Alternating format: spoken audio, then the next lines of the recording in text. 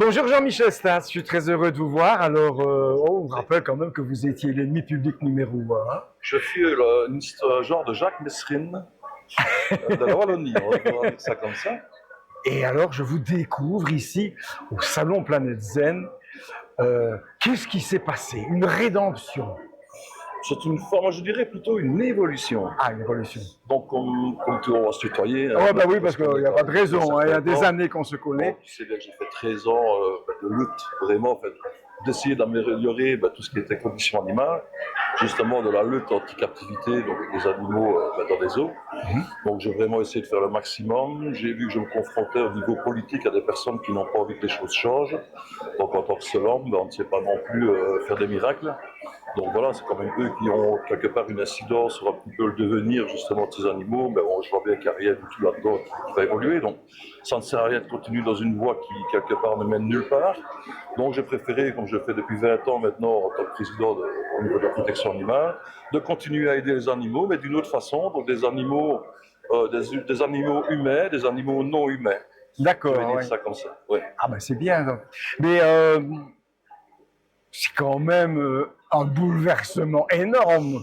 Je crois, non, il faut savoir quand même que la lutte comme ça, quand on reçoit des menaces, qu'on passe à multiples reprises dans les tribunaux, ça a quand même un affect sur notre énergie, sur notre vie et tout ça. Donc c'est quelque part quelque chose d'un peu noir, on va dire ça, qui prend beaucoup d'énergie. C'est vrai que de recevoir les huissiers régulièrement chez soi, c'est pas agréable. Se voir faire démonter sa voiture avec des petits coups par des gens qui habitent dans la périphérie, c'est pas agréable non plus, donc c'est quand même un affect. Et à ce moment-là, justement, comme je vais te dire par rapport aux politiques où c'était bouché, là oui, c'était une évolution, parce que ça fait des années, en 2020, j'ai commencé à passer mon premier niveau au Reiki Usui, donc ça va vraiment bien plus, donc ça fait quand même quelques années que je me documente là-dessus. Et comme je savais que je descendais un petit peu d'intensité au niveau de la protection animale, je me suis dit, pourquoi ne pas faire quelque chose qui me plaît, surtout qui apporte du bien-être et du bien-être aux animaux. C'est un petit peu vraiment la démarche. Voilà, on y est. En fait, le Reiki, on sait plus ou moins ce que c'est pour les humains, mais pour les animaux, c'est quoi? C'est exactement comme les humains. Donc c'est un canal énergétique qu'on apporte à ce moment-là sur des points qui sont les chakras pour que l'animal se porte beaucoup mieux, ou alors faire vraiment un apport énergétique qui va carrément travailler sur tous les chakras pour permettre que l'animal se porte mieux. C'est vraiment le but. Il n'y a pas de truc miracle. Moi, j'ai toujours, c'est pour donner une parallèle au niveau du Reiki ou même par rapport à chez nous. Rappelle-toi, nos grands-parents, il y avait les rebouteux, il y avait les coupeurs de feu qui travaillaient avec des symboles, donc ils faisaient la croix avec une alliance en or. C'est quelque part une canalisation d'une énergie. Et c'est ce qu'on apporte aussi bien pour l'humain que pour l'animal. C'est chouette ça. Et alors, on peut te trouver quelque part en dehors du salon? Oui, sur Rewaï, donc j'habite toujours dans ma tanière, je vais dire, qui était enseignement salle de Wolfheim, donc maintenant qui est totalement vôtre. Donc sur les hauteurs d'Ewaï, un petit peu avant Beaumont, j'ai ouvert l'année dernière donc, mon entreprise avec ma salle de soins. Déjà, toutes ces biens, tu es déjà venu à la maison, quand tu arrives là-bas, tu es déjà en position de relaxation énorme. Mais voilà, il y a du Reiki. Je suis maître Reiki Usui, maître Reiki Karuna. Je passe mon examen de psychothérapie début du mois prochain. Je suis formé par la Peterès Academy en tant que sonopraticien. Donc voilà, demain, je vais justement faire un petit scoop pour expliquer que je vais faire converger toutes ces énergies avec quelque part un nouveau soin énergétique.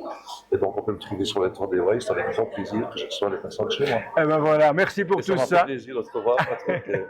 À une très prochaine fois. À une prochaine fois. Merci. À bientôt. Ciao, ciao. Merci. Bonjour Franck Arizzo. Bonjour. Je suis heureux de te revoir. Tu vois, j'en barfouille. Tellement je suis content de te revoir parce que ça fait quelques années qu'on se connaît. Ah oui. Je ne vais pas te dire comment ça marche, je vais te dire simplement comment ça danse. Alors, qu'est-ce que tu fais de nouveau pour le moment? On sait que tu es professeur de danse, mais parle-moi un petit peu de ton travail. Alors, il y a deux choses. Donc, j'aide les femmes. Il y a des hommes, mais il y en a rares. Ils sont rares, les hommes, bien sûr, mais ils sont les bienvenus. Donc, j'aime les hommes et les femmes à se mettre en mouvement dans la joie. D'accord. Et l'objectif, c'est qu'ils se sentent bien et que tout bouge, tous les niveaux. Donc, c'est le corps, mais aussi à d'autres niveaux. Donc, quand on danse le Nia, parce que je fais la danse Nia, eh ben, on va amener quelque chose qui amène un bien-être dans le corps, mais on sent que c'est au-delà de ça. D'accord. On ne peut pas l'expliquer, mais on le sent. C'est quoi vraiment le NIA? Parce que Alors, tout Nia, le monde ne connaît pas. Oui, au départ, c'était Non-Impact Aérobic. Non-impact aérobic. Tu parles même l'anglais, toi, maintenant? Ça fait partie parti, ça vient des États-Unis, donc c'est pour ça, dans l'impact Vous l'aurez aérobique. parié. Et ça démarre il y a 40 ans, quand c'était vraiment à fond l'aérobic, là c'était vraiment la mode. Mais les personnes qui faisaient cette discipline-là se sont rendues compte que beaucoup de personnes avaient mal au corps. Et du coup, ils ont commencé à faire des arts martiaux, des prises de conscience corporelle, hein, différentes sortes de danses différentes aussi, comme le jazz, la danse moderne. Hein. Et ils se sont rendus compte qu'il y a moyen d'amener les bienfaits de l'aérobic, mais autrement. Avec plus de douceur et un bien-être, on n'a plus mal du coup. Et l'objectif c'est de bouger mais sans avoir mal. Hein. Et alors, ça c'est la première chose. Et maintenant, la deuxième chose, c'est que j'amène aussi des professeurs. Donc, je forme des nouveaux professeurs. Donc, ça veut dire que bientôt, d'autres personnes, en plus que moi, vont pouvoir proposer ça. Et moi, ce qui me plairait, c'est qu'il y ait plus de femmes, plus d'hommes qui puissent danser le mien. Eh oui, Voilà, un peu partout. c'est bien. Écoute, ça a été un plaisir de te retrouver ici au Salon Planète Zen. Ça faisait longtemps qu'on s'était plus revus. Et puis, ben voilà, on va essayer de te faire un peu de publicité pour toi sans qu'elle soit commerciale. Voilà. C'est génial. On se revoit très vite. Oui. Merci beaucoup et que tout se passe bien. À bientôt. Merci. Bonjour Annie Oyo. C'est un grand plaisir de vous rencontrer. Je me suis invité à votre stand, je me suis installé près de vous parce qu'en passant tout à l'heure, quand je faisais mes repérages, je me suis dit, cette dame-là, je vais bien l'aimer. Et je crois que les quelques petites conversations que nous avons eues m'ont donné raison. Alors, Annie, vous avez sorti un livre qui s'appelle « Contact avec une autre dimension ». C'est quoi ça? Eh bien, je mets un titre comme ça très très neutre parce qu'il m'est arrivé, enfin je raconte en tout cas dans le livre une quinzaine d'expériences inexpliquées, pour lesquelles je n'ai pas d'explication en tout cas, et qui m'ont complètement fait changer ma perception de l'humanité, de la vie, de la nature, de l'au-delà.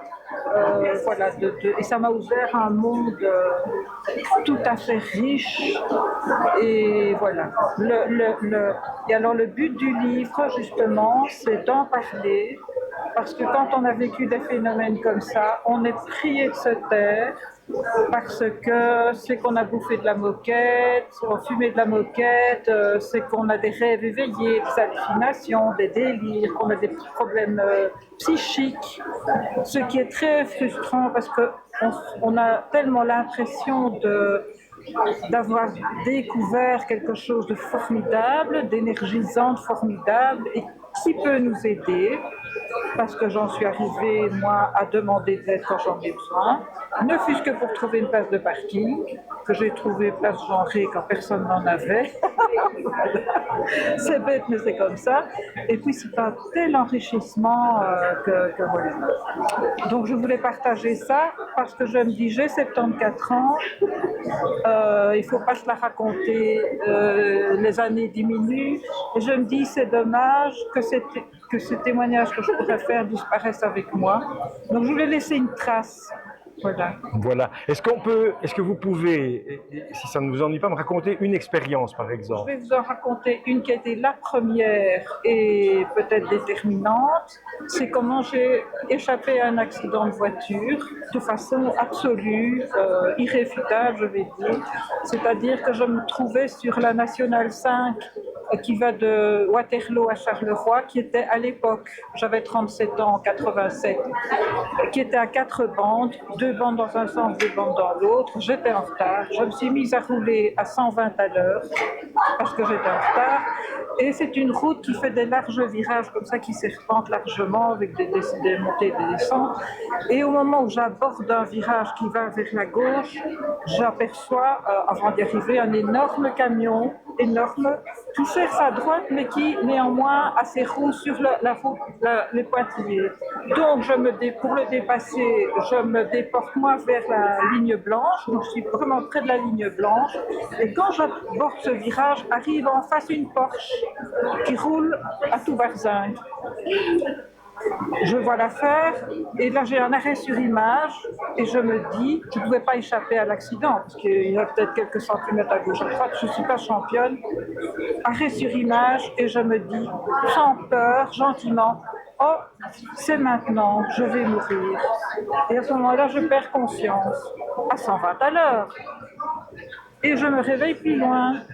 Et là, je me dis, mais c'est une route que j'avais l'habitude de prendre pour aller travailler. Je me dis, mais je suis où là? J'arrivais où?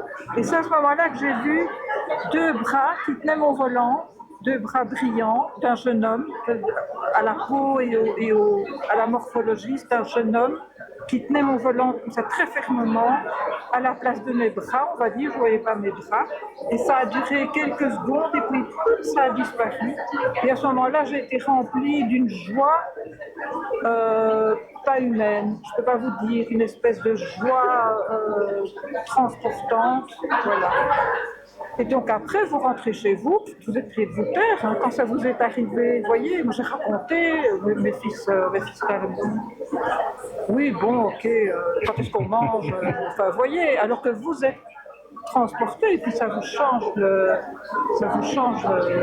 la donne, quoi, parce que en plus, je me suis dit, mais j'ai une certaine valeur puisqu'on me sauve la vie.